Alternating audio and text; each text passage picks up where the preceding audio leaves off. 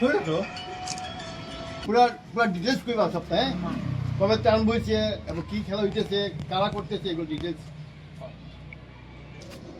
আজকে আমাদের ক্লাবের খেলা 1957 থেকে চলতেছে। আমাদের এই খেলা আমাদের প্রত্যেক বছর হয় 23 জানুয়ারি থেকে 26 জানুয়ারি পর্যন্ত। আমাদের এখানে আর্ট কম্পিটিশন, বাচ্চাদের দৌড়, বাচ্চাদের চকলেট খেলা এবং বড় মেয়েদের মিউজিক্যাল চেয়ার এইসব খেলা হয় সবসময়। আমাদের মাঠে আজকে অনেক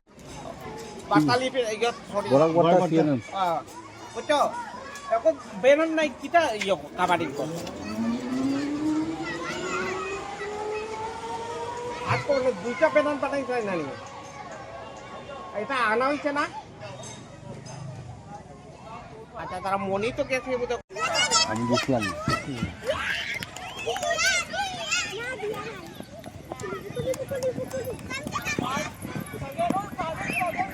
ও লালটা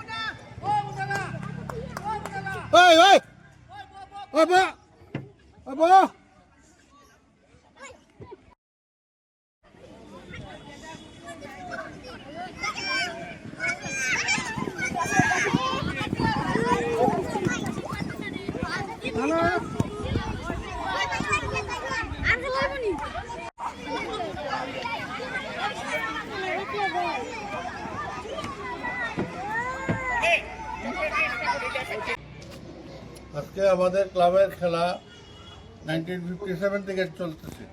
আমাদের এই খেলা আমাদের প্রত্যেক বছর হয় 23 জানুয়ারি থেকে 26 জানুয়ারি পর্যন্ত। আমাদের এখানে আর্ট কম্পিটিশন, বাচ্চাদের দৌড়, বাচ্চাদের চকলেট খেলা এবং বড় মেয়েদের মিউজিক্যাল চেয়ার এইসব খেলা হয় সবসময়। আমাদের মাঠে আজকে অনেক বছর ধরে অনেক প্রবলেমের মধ্যে চলছে।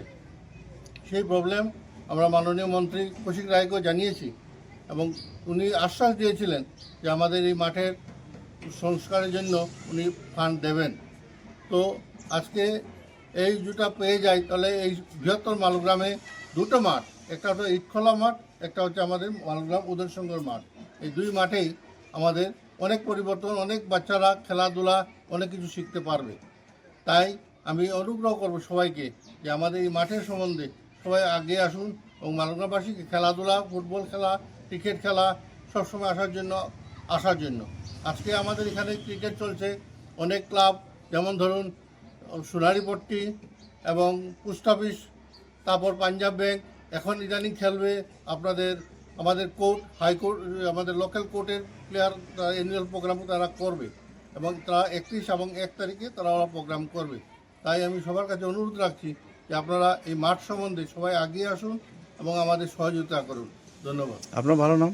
আমার নাম Gautam Das, general secretary Uday Shankar club. একটা সময় ছিল যখন আপনারা নেতৃত্ব দিতেন এবং সেই জায়গায় আমরা দাঁড়িয়ে দেখি যে আমরাও খেলেছি এই মাঠে ক্রিকেট টুর্নামেন্ট। এত অঞ্চলে খেলোয়াড় প্রচুর রয়েছে, মোবাইলের জগৎ থেকে বাচ্চাদেরকে মাঠে আনতে হলে কিন্তু সেই পরিবেশটা দরকার, সেই পরিবেশটা এখানে নেই। তো সে ব্যাপারে আপনারা কতটুকু ভুক্তভোগী এবং কি সমস্যাটা? ব্যাপারটা হচ্ছে কি আজকাল আমাদের অঞ্চলে অনেক প্লেয়ার আছে, কিন্তু সেই রকম আমরা সুযোগ সুবিধা ওদেরকে তুলে দিতে পারছি না। প্লাস আরও সবচেয়ে বড় ব্যাপারটা হচ্ছে আমাদের যে ফুল ফিল্ডের যে ইভেন্টগুলো আমরা করতে পারছি না। গত বেশ কয়েক বছর থেকে আমাদের ফুল গেমগুলো বন্ধ, কারণ মাঠের এই পরিস্থিতির জন্য। আর আমরা আগামীতে যদি মাঠটা সুন্দর হয় তখন আমরা চেষ্টা করব এই বড় ফুটবল বা ক্রিকেট এই ধরনের বড় কোনো কিছু আয়োজন করার। আমাদের এখানে পাড়ায় অনেক ট্যালেন্ট ছেলেরা আছে, শুধু ওই মাঠের জন্য বা আমাদের যোগান দেওয়ার ভাবে আমরা ওদেরকে আরও উঁচু লেভেলে নিয়ে যেতে পারছি না।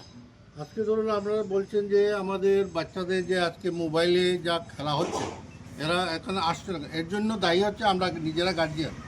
আজকে আমরা যদি গার্জিয়ান যদি এদের পক্ষ হয়ে ওদেরকে ইনিশিয়েট করি যে আমরা মাঠে যাও, খেলাধুলা করো, স্পোর্টসে আসো, আর্ট করো, এইসব যদি এরা যদি গার্জিয়ান যদি না আসে এগিয়ে, আমরা এই বাচ্চাগুলোকে কখনো পরিবর্তন করতে পারবো না, যতই আমরা চেষ্টা করি।